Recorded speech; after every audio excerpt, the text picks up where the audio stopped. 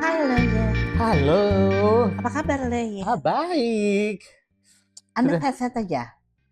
lumayan capek karena beberapa hari ini ada event yang di luar ruangan, di outdoor, dan itu kan anginnya lumayan dingin ya. Jadi tulang-tulang muda ini berasanya agak kurang mampu beradaptasi. Aduh, kamu tahu nggak? Aku mau ini true story ya. Ha-ha. Tulang saya juga kaku hanya karena masuk ke ruang apoteker karena AC yang Terlalu nyos. gitu. Iya, emang kayak gitu. Langsung ini agak-agak flu kayak nggak jelas Iya, gitu. emang. Apalagi kalau di outdoor sekarang ini cuaca kan, kalau kita kan tinggal di Bali, nah bulan-bulan Juli, Agustus itu karena di Australia lagi winter, musim dingin, kadang hawa dinginnya tuh terbawa angin atau gimana gitu Aduh, nggak bisa sampai nih. di sini. Kamu jadi biksu. Kenapa emang? Berita ini tuh sungguh sangat Ini yang dia melepas Tidak seluruh mau. hartanya. tidak mau terima warisan 89 triliun. Ha-ha. Anak Crazy Rich pilih jadi biksu. Ini berita dari kamu. Ya, gue tahu. Makanya waktu gue baca itu gue juga kayak gini. Luar biasa ya. Aku tuh gini loh. Pilihan hidupnya itu luar biasa banget gitu loh, Mbak. Sebenarnya gini, aku juga bisa memilih berteman dengan dia loh. Yang berteman deket banget gitu loh, Mas.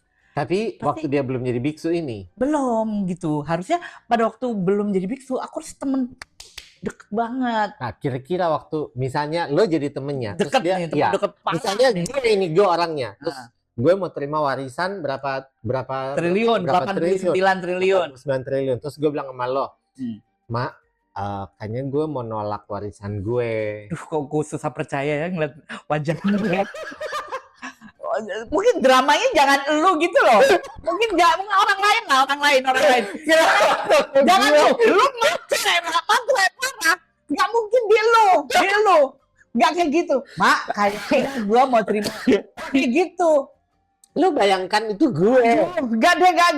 Bayangkan gagal pasti. Oke. Adalah satu teman kita terus datang ke kita gitu kan. Datang ke kita kayak gitu. Misalnya ada satu teman baik gue datang, Nyok, gue itu mau terima warisan 89 triliun. Cuman gue mau lepas karena gue mau lebih spiritual. Ke gue ya.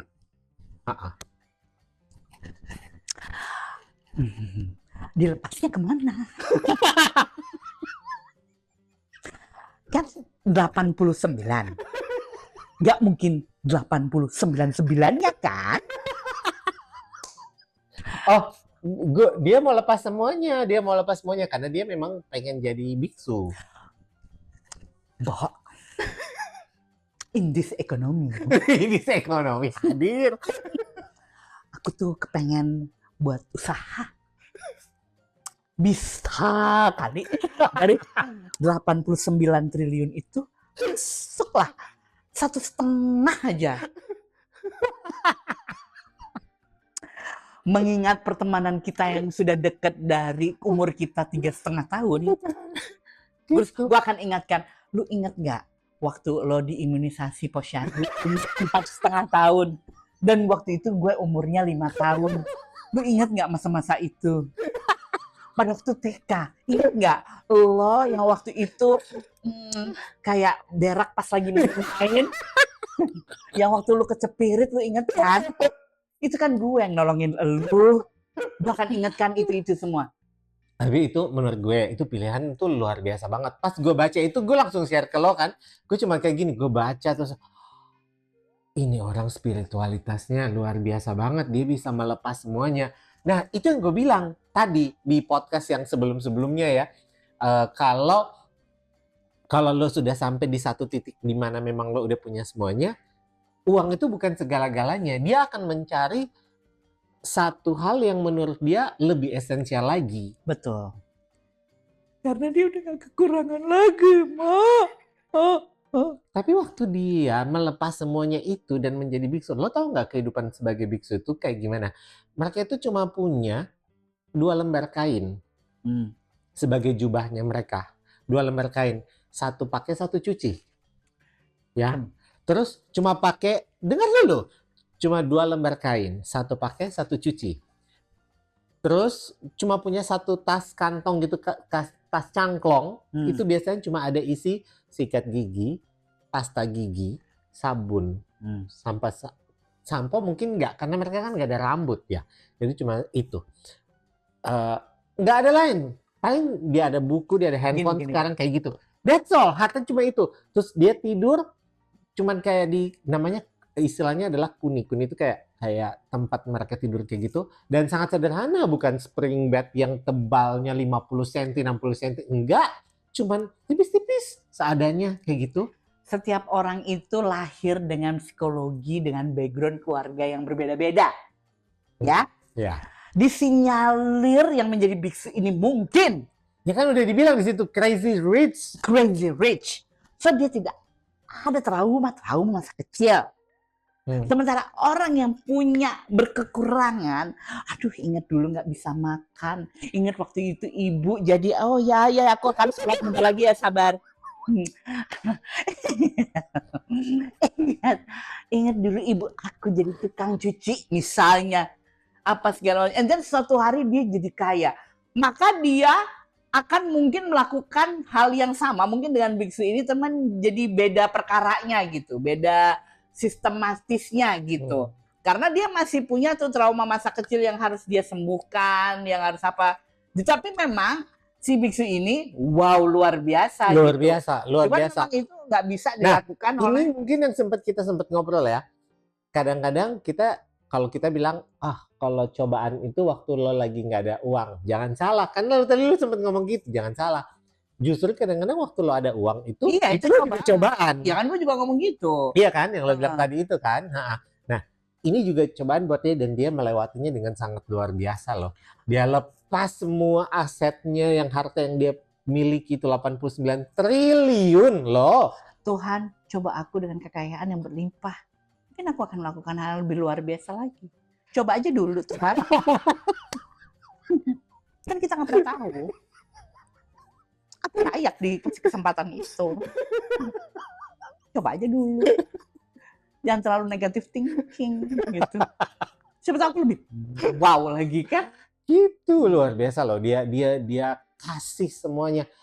Jadi gue tuh pas baca itu berita itu juga yang luar biasa ya. Ternyata ini yang orang bilang uang bukan segalanya. Begitu dia sudah sampai di level dimana dia tahu makna hidup yang sebenarnya itu bukan hanya masalah jasmani, bukan hanya masalah uang, bukan hanya masalah duniawi gitu kan. Dia lebih mengisi ke dalam, ke spiritualnya. Menurut gue itu, itu luar biasa banget. Cuman cobaannya itu sangat-sangat nggak bisa dibilang gampang. Bo, 89 triliun, Bo. Kalau mungkin cuman, lo gue warisin 800 ribu gitu kan. Cuma 800 ribu kok. Diwarisin 800 ribu? Iya, misalnya. Kalau lo cuma diwarisi 800 ribu, 800 ribu masih gampang gitu. Karena gue itu percaya gini. Lo akan lebih gampang memberi pada waktu duit lo itu atau pemberian lo itu tidak terlalu banyak. Lo ngerti gak sih? Jadi misalnya kayak gini, misalnya gue mau ngasih ke lo, ya kan, gue pengen bantu lo gitu. Gue pengen bantu lo bikin apa nih misalnya kayak gitu. Gue bantu lo, cuman 20 ribu kayak gitu kan. Tapi once begitu lo bilang, bantu gue dong, nilainya 20 juta. Nanti dulu. Kayak gitu. Gitu juga misalkan di tempat ibadah gitu. Misalnya, kita waktu ngasih uang kita, cuma 20 ribu, kita ngasih. Ikhlas banget. Sukacita gitu tuh, dikasihnya. Tapi waktu misalnya mau ngasih 20 juta, berat juga ya, Bo, 20 juta. Kayak gitu loh. Iya. Jadi menurut gue, tapi si biksu ini luar biasa banget loh. Tapi si yang biksu ini, semoga ada sahabat gue yang kayak gitu ya. Ya, gitu. Mudah-mudahan ya. Mudah-mudahan satu waktu juga kita, misalnya nih, Tuhan kasih kita kesempatan, kita punya uang Kesempatan sebanyak yang itu. Di, Oh, 89. iya, misalnya nggak usah sampai sebanyak itu, setengahnya aja kayak gitu. Oh, tetap ngitung ya setengahnya. Misalnya Oh, iya, gitu. iya, Misal iya. dikasih setengahnya aja berarti 40 miliaran gitu. 40 triliunan gitu kan ya. Heeh. Ya mudah-mudahan kita juga bisa bersikap dengan bijak sama seperti biksu ini. Maksudnya kita tidak menyalahgunakan uang Makanya. ya, Mm-mm. tapi memang benar-benar uang yang kita punya itu kita gunakan untuk hal-hal yang baik, yang berguna. Makanya Tuhan coba saya dulu untuk saya dikasih triliunan-triliunan tadi itu. Lo yakin lo bisa ngelewatin cobaan itu? Coba aja dulu. Kita nggak pernah tahu cobaannya, Mas. Coba aja dulu. Gue nanya dulu, lo kira-kira mampu nggak lewatin cobaan itu? Coba dulu. Baru ngomong lagi, melainkan.